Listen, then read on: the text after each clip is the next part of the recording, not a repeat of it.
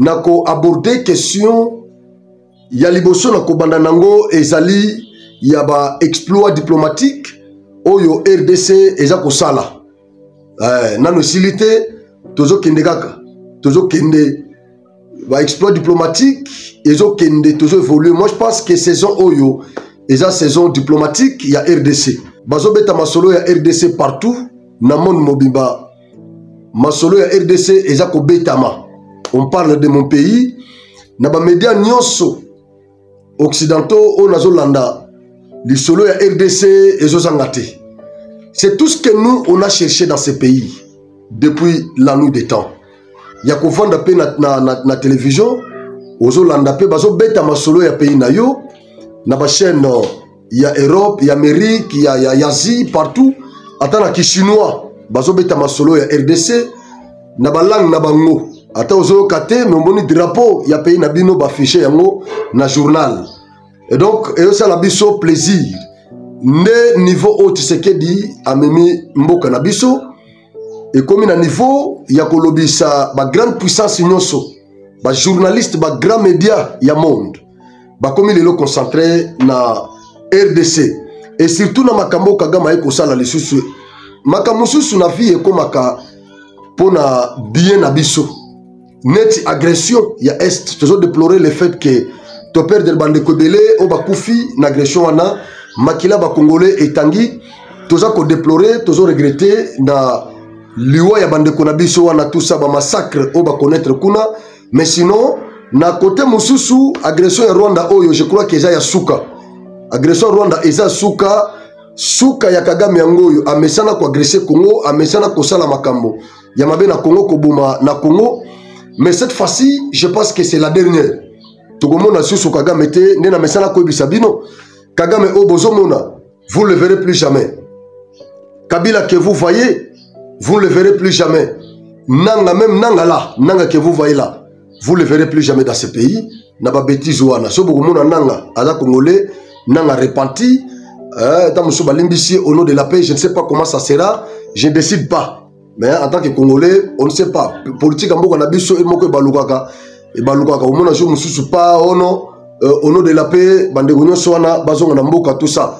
Mais pour la Kabila c'est impossible parce que nationalité ya Kabila et bandi ko et provoqué tolé na Congo ba komi ko lobelango surtout na ba révélation oyo Jean-Pierre Bemba a outi ko sala ba révélation c'est belé je crois na deuxième numéro na koya na likambo ya nationalité ya Joseph Kabila parce que ba révélation ezo ya kaka ba révélation ezo ya honorable Willy Mishiki azape Muswahili ya est yebe abakisi enfoncé clou na makambo o Jean-Pierre Bemba lobaki na koyela ngona deuxième numéro. Alors sikoyo nazo lobela ba exploit diplomatique ya Congo kalate awa na Nations Unies bolandaki makambo elegaki na Nations Unies awa tozoloba Amérique Donald Trump a eu décision ya que Rwanda a retiré ba soldats na na Congo avant signature ya accord nabiso na Rwanda, l'accord de paix. Nous allons évoquer cette question-là. Kagame na minito yo bache singana kingo na Amérique ya kanisa ke za facile. Akanisa ki ke eza facile quand ninga salaki biso agression et puis akena purgatoire pour que ne komi la fait comme ça azonga avant na kimia na mboka na ye balandela ete loko tozo bunda pona justice transitionnelle tozo bunda pona tribunal pénal international pour tous les crimes que les Rwandais ont perpétrés dans l'est de notre pays. Kagame a dit que ba détenteur ya ba secret wana ba belé même na kati ya M23 na kati ya ba groupes armés o yemo kwa soutenaka ba détenteur ya ba secret baza kuna ebele o baza ba congolais un jour ba koki ko changer face ba ko loba ba vérité. To monaki likambo na Ngoyi Mukena professeur Ngoyi Mukena apesaki Kabila kombo a convaincaki ba Katange que Kabila zande ko na bango suka nango Ngoyi Mukena ki congolais ko bouger na kati na ye a ko dévaler ba secret. Je crois to ko na ngona deuxième numéro. Donc ata bananga ba congolais nyonso na malgré mabe bango ba sali Kagame a dit que bato baza ba congolais un jour tant au tribunal pénal international et qu'on a installé na Congo, je crois que bateau nyos bako changer les biso face bako teka Kagame bako teka moi terre politique et belé ya Rwanda au baza impliqué na massacre ya Est. Donc Kagame a ebi yango. Ya wana loba ke bato nyos zo mona batoko ba Kagame bananga tous ces Congolais au baza na mouvement na natangi Kabila te parce que Kabila c'est leur frère. J'ai appris même à révéler biso Kabila za réserve stratégique na bango na Congo depuis tout ce temps. Menanga mutuneti nanga ba Congolais muso baza kuna tout ça. Bango nyos ba koleka na mopanga ya Kagame parce que Kagame bolinga te bango baza la vivant. Un jour abike ba kotekaka plan na bango ba koki ko sala ke Kagame za la poursuivi tout ça. Alors lelo e balukeli Kagame na Nations Unies Kagame kanisa ke processus ya Washington eza purgatoire pour na Rwanda pour na laver image ya Rwanda mais décision au Kagame azui et comme eli bango mystique bango nyonso ba Kabila banani tout ça parce que Kabila zana ba troupe te nanga zana ba troupe te soda nyonso bazo utiliser kuna tout so bazo boma o bazo kanga baza ba Rwandais mo bana mike o ba ramasaki bakangai par-ci par-là bozo landa bana na mususu bakomi ko kima bango nalobaki yango monoko na biso nganga nalobaki na nanga oui ozo kanga ba jeune na makasi ozo keno kotsa bango na armée bazo ke na centre de formation ya Rumangabo eza problème te mais un jour bana nyonso na ba congolais nyonso na ba ko changer le face. C'est ce que nous sommes en train de voir aujourd'hui. Ba jeune wana mingi ba komi ko kima baza ko maltraiter bango kuna mais mingi bazo kima bango nde bazo ko dévoiler secret ya makambo zo leka na Rumangabo. Ça dit bana wana taba o ba kimité o batikali wana. Un jour ba ko changer le bango face bango ne ba ko travailler pour na biso. Nous le savons. Ba soldats nyonso rwandais ils doivent rentrer chez eux. Donc nanga ba oyo zo former o kangi bango na makasi yeba ke lobby do lobby kuna mbongo Kabila kosila. Kabila za na mission ya kocha mbongo na ye na armée a formé armée moko parallèle pour ba ko bundana FARDC oyo ba benga ye commandant suprême. Lelo FARDC ba komi ba ennemi ya Kabila parce que FARDC ta ba ke bunda na ba soldat wana ya M23. Donc commandant na bango e kozala nde Kabila. Ça dit FARDC ba kozala contre Kabila. Et pourtant Kabila ye mutu aza commandant en chef ya FARDC wana eza soni pona garçon oya mandefu ya pembe eza pina soni pona Joseph Kabila eza soni bandeko nangai afana aborder question ya victoire diplomatique na biso na USA nazonga na muke na Nations Unies. Bien sûr que tozu victoire na assemblée générale tozu poste ya vice-présidence ya assemblée générale na 80e session ya assemblée générale oyo kozala le 9 septembre ndeko banda tozu victoire na conseil de sécurité des Nations Unies tozu victoire na conseil des droits de l'homme des Nations Unies nyonso wana tozu victoire tozongi pe na Afrique awa na CAC tozu pe victoire Kagame tout la musi ya zaza RDC a s'imposer na masolo bravo na Burundi bravo na Angola o baza pe ba partenaire na biso bravo na ba pays mususu ya Afrique centrale o bazo continuer ko tia biso poa vérité na bango o ba ebisaki Kagame ba ebisaki yo okozwa présidence ya structure te aussi longtemps que yo oza ko agresser pays membre ya structure na biso et pas na biso maseki ezala raté awa eza lokola na ba structure na bino ya ba pays de l'est pays oyo eza na ba nilotique ebele awa eza EACT eza CPGLT eza nyonso na te awa toza na Afrique centrale et donc biso tozo bunda pona kimia ya ba pays membre na biso jour yo okokima okolongola ba soldats no na Congo jour okotika ko agresser Congo nde jour oyo ko ya kozwa présidence ya CAC. Alors malgré ba victoire nyonso wana bandeko na yawa pona koloba victoire mususu pe na Brazzaville je crois oya Brazzaville mais ça peut effort na biso pression na biso o ba Brazzavillois ba comprendre parlement Brazzavillois et comprendre ba sali pe pression na bango à l'interne sur leur gouvernement et les loyo basu décision ya ko annuler ba kor na bango na session de terre na Rwanda et ça peut victoire diplomatique autozu na Congo Brazzaville mais na motema ya fe na biso Denis Sassou Nguesso vie wana za motema mabe Congo Brazzaville eza na Afrique centrale. Lokola biso Congo Brazza baza bandeko. Mais vie Denis Sassou Nguesso alingaka biso te. Denis Sassou Nguesso aza motema mabe vie wana na ebite loko biso sala ye. Na ebe loko biso sala Denis Sassou Nguesso te. Nazolo babandeko ba Congolais ya Brazza te. Nazolo bande président Denis Sassou Nguesso. Nyonso ya sala kapona Tshisekedi ezalaka par hypocrisie. Mais na motema Tshisekedi Denis Sassou Nguesso alinga Tshisekedi te. Déjà ba indice oyo viana la kisaki biso awa et convaincre biso que viana alingi Tshisekedi te. Le fait pour la Denis Sassou Nguesso kopesa 12 000 hectares ya mabele na bango na Rwanda, Brazzaville, Congo Brazza oza Dimitri Balondo. Mais bozu 12 000 hectares ya mabele na bino bo pesi Rwanda. Na kati ya 12 000 hectares, 3 000 hectares na zone économique ya Brazzaville, ya Maluku. Et talani na Maluku na biso. Bazu yango ba pesi Rwanda. Et entre-temps, dans Maluku na biso, tozana insécurité totale. Oza ko impliqué Joseph Kabila. Yaba Bobondo. Joseph Kabila zana na simabilo kwana. Selon Jean-Pierre Bemba. Donc, tant que biso za massacré, vieux kuna aza très à l'aise.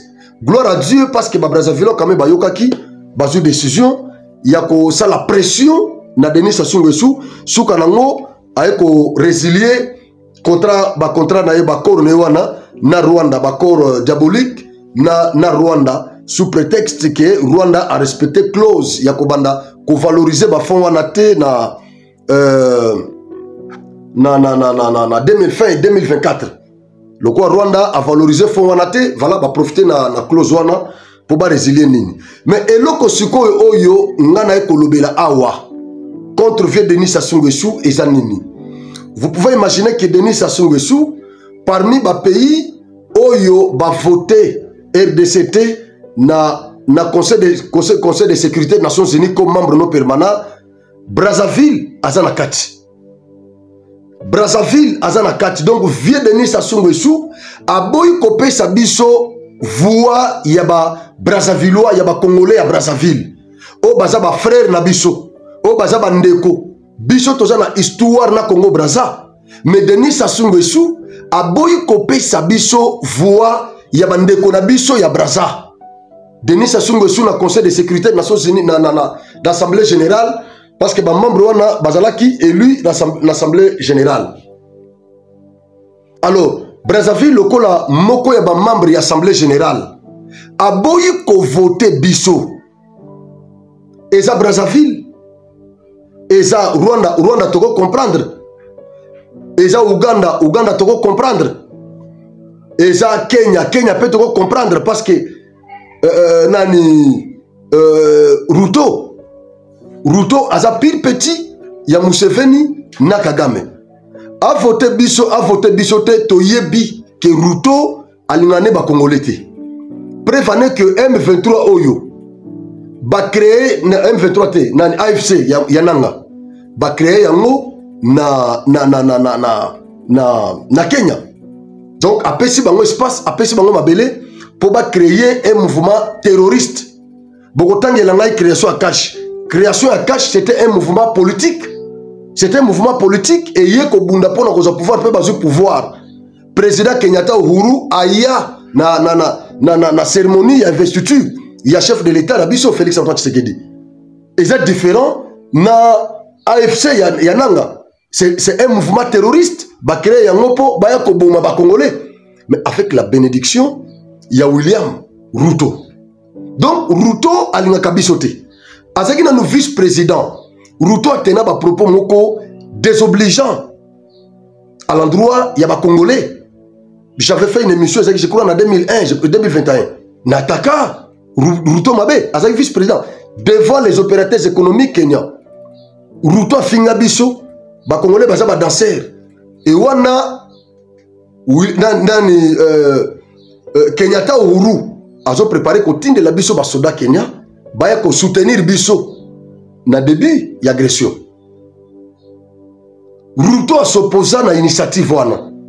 Azo bisa ba opérateur économique et ba soda na biso bako ndo kufela bazoba wana te musala na bango eza kobina komela masanga kolangwa tout ça eza musique bazana espace amune na ta bangombe bazo kokoboko la ta bangombe te biso tinde la bango ba soda na biso bake kufela bango a traiter biso de bazoba to atakaye après aye ko pouvoir depuis lors alinga biso te tozo potana Rwanda ye azo me considérer lokola médiateur lokola un homme équidistant maître oyo akoki kokata makambo na biso na Rwanda mais entre temps azo sala ba déclaration lobby conflit à Congo et ça conflit congolais. Ce sont des conflits internes, conflits non armés, conflits armés non internationaux. Et pourtant, biso discours la biso que sont des conflits armés internationaux. Il y a lobby qui ont impliqué Rwanda. Akenda kolobanga même devant Joe Biden. Alors, mutu ndenge wana biso to ko pese confiance te. Ata voter biso te na Nations Unies. Et ko sa biso pasité. Toko le laté. Toko ka pe monter ma pasité parce que alinga biso te.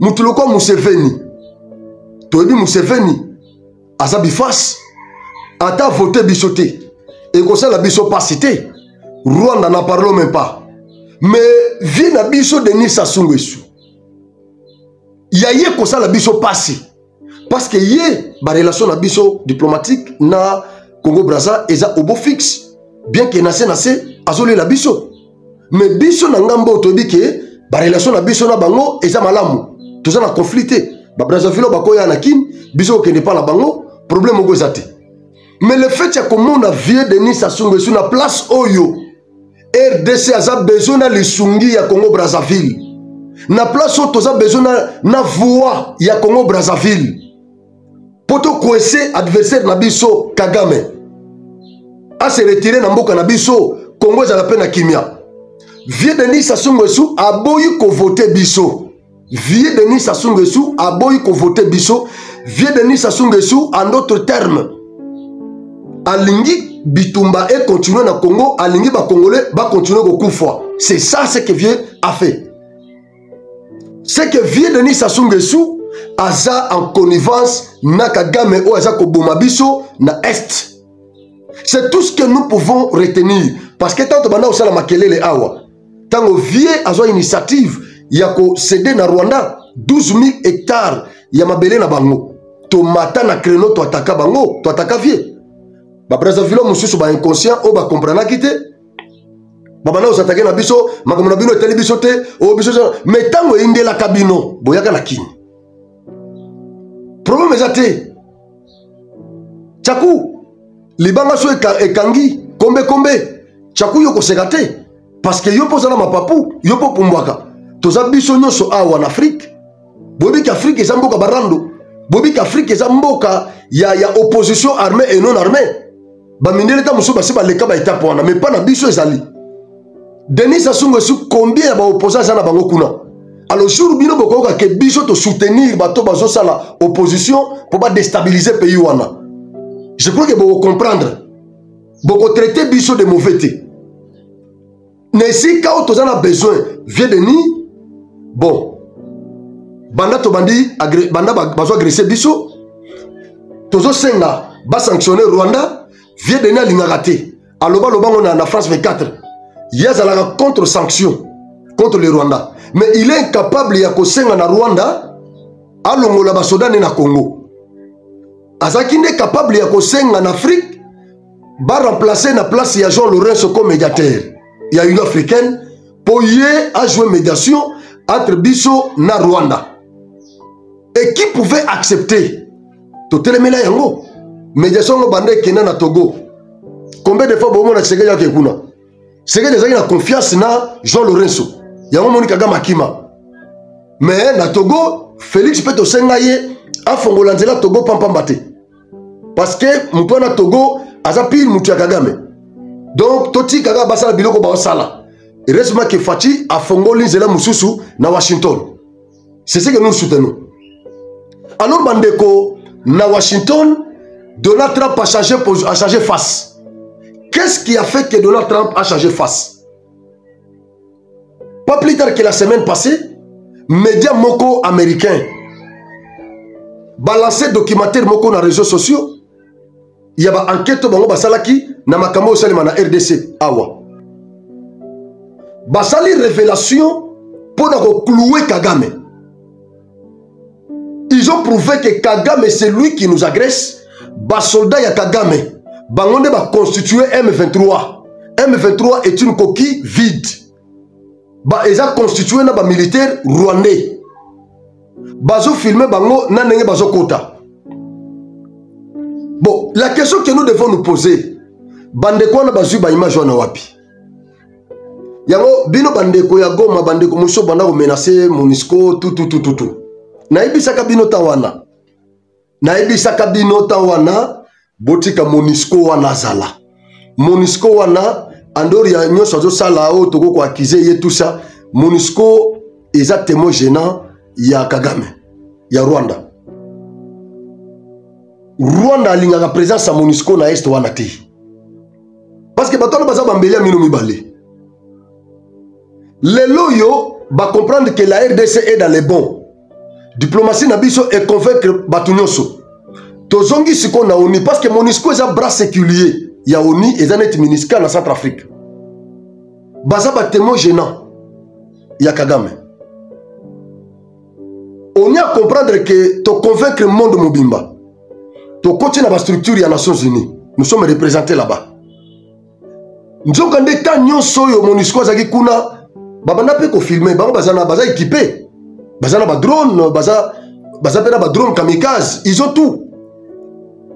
Tango j'appelle ben bazala ki ministre ya défense sao. J'appelle masangi ça ba ambassadeur ba pays nyonso ya Union européenne tout ba pays wana je crois na isa. Asangi ça ba ambassadeur wana alaki ça bango ba image, ba preuve ya ke oy bando ba soda rwandais bazo kota na Congo. Ben balaki ça bango ba vidéo wana na ba photo. Et Outawa na ba drone ya MONUSCO. Ba drone na MONUSCO nde kanga ba photo wana e filma entrée ya ba militaire rwandais na Congo. Ba ju ba image wana ba pesa na gouvernement congolais. Jean-Pierre Bemba, ministre de la Défense. Asangisa ba ambassadeur de l'Union européenne na Amérique. Alaki si bango ba preuve abi ba image oyo bokende et pas MONUSCO ba ko pesa bino ba image oyo. Eza na ONU. Eza image ya badro na bisoté.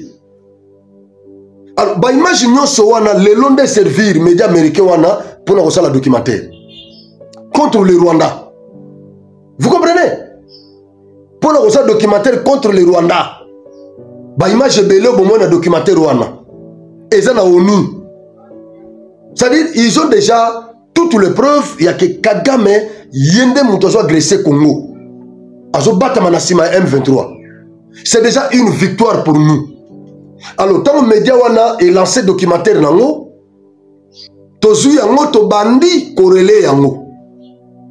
Donald Trump a marché moté, il a compris bien qu'il y a déjà la preuve, déjà. Mais le fait qu'il ait commis déjà la place publique, médias moko crédible et balancé yango na place publique, moi Donald Trump a couvrir le sous Kagame Jate. Il faut se traiter avec dureté. Sinon, il faut salir l'image Amérique. Parce que preuve yango, médias nabino, ne balancer documentaire wana.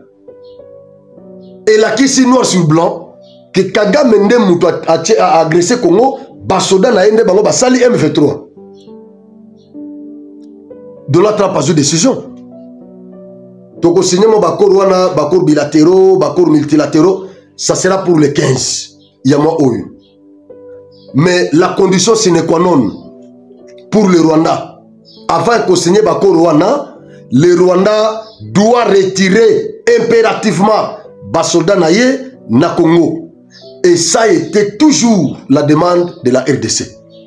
Et si Kanyo Soyo, Fatia Lekaka, ministre Nabiso Affaires étrangères Lekaka, demande na bango et Jalaka yango wana. Avant tout dialogue, avant toute signature, il y a accord, le Rwanda doit au préalable retirer ses militaires de la RDC. Pression pèse à qui na Maison Blanche. Na ebisa kibino, semaine passée, qui est aux immeuble moko diplomatique na New York.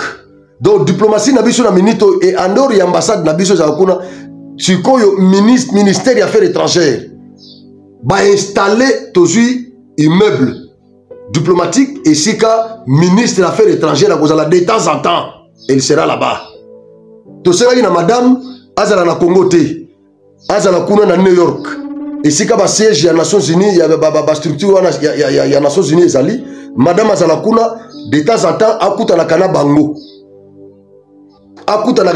de temps en temps et la pression autosali auprès de l'administration américaine quand même toujours reconnaissance wana ba reconnaître que ba militaire rwandais baza na Congo explicitement ba kena ngote de manière subtile. C'est clair, limpide. Ils ont reconnu que les militaires rwandais sont au Congo, alors nous ne pouvons pas signer les accords avec le Rwanda sans que ces militaires soient retirés. Et ça, c'est une condition sine qua non. Donc, ils doivent être retirés. C'est une victoire, c'est-à-dire, ça, c'est la saison diplomatique de la RDC Bandeko. Nous devons en profiter. Ba discours nous sur le Kuta ou ba opposant bazo tenir, imaginez biso tozo bunda pour l'intérêt Congo, mais au Kuta ba tumususu bazo s'attaquer na biso, ba musu bazo s'attaquer na gouvernement, tout ça. Ces gens-là, qu'est-ce qu'ils veulent?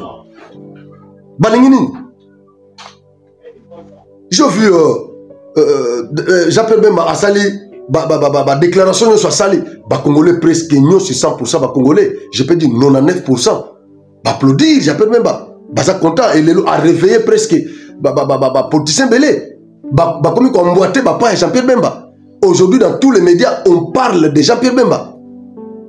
Mais j'ai vu publication il y a garçon lui français Kouzike ça cet impoli là garçon a s'attaqué na Bemba a traité Bemba de démon tout ça oh non azana ba séquelle il y a prison il y a ces pays il s'est attaqué farouchement à Jean-Pierre Bemba ce garçon impoli qu'il est. Est-ce que Moutouloua Jean-Pierre Bemba azana niveau il y a Kouzike ça pendant que Jean-Pierre Bemba était vice-président na Mbogo Kouzike ça zaki wapi azaki na kilote moko salité na bandundu mais garçon azana arrogance moko bobuso ba moi pampamba hein Jean-Pierre Bemba za niveau na haute ata tozo beta masolo ya bato sona mais quand même il faut kozana langage moko ya politesse. Garçon azana folie de grandeur azo kanzondere aza soki na connaissance ya ndenge ni tout ça na mokili oyo sur le plan scientifique. Et puis bato bayebaka bato bazala quand même les savants bamila kisarate ke baza ba savant yo so mona nganga zo tout atolonga na nganga tout ça non so moni nganga azo milakisa azo mikumisa akumisa ki nganga na ye aza lokuta aza nganga lokuta pauvre nganga jamais akoki komikumisa vrai nganga bayebaka ye na misala. So moni muto mbongo azo tout atolonga na mbongo aza l'arté aza piaké ou aza coopérant. Mais qui scientifique ya garçon yo na comprendre ka te za orgueil bato bandundu.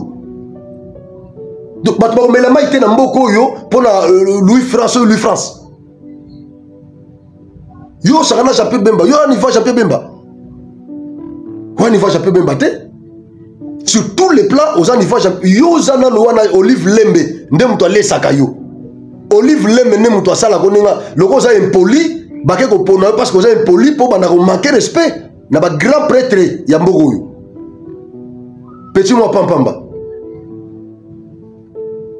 Na mbogo yo yebani wapi Louis France oyebani wapi même sur le plan scientifique oyebani wapi niveau ni nango ya science oyo za nango. Nous avons des professeurs, nous avons des savants dans ce pays, nous avons des grands doctrinaires dans ce pays. Ozata mutu moko te na mbogo yo ozaka ndenge biso tout ozali tozo bagaré bani na ba média ba biloko ndenge wana. Nous dénonçons ce qui est mal mais nous n'insultons pas.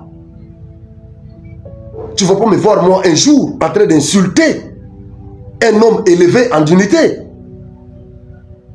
Je peux dénoncer ce qui est mal et je peux encourager ce qui est bien fait.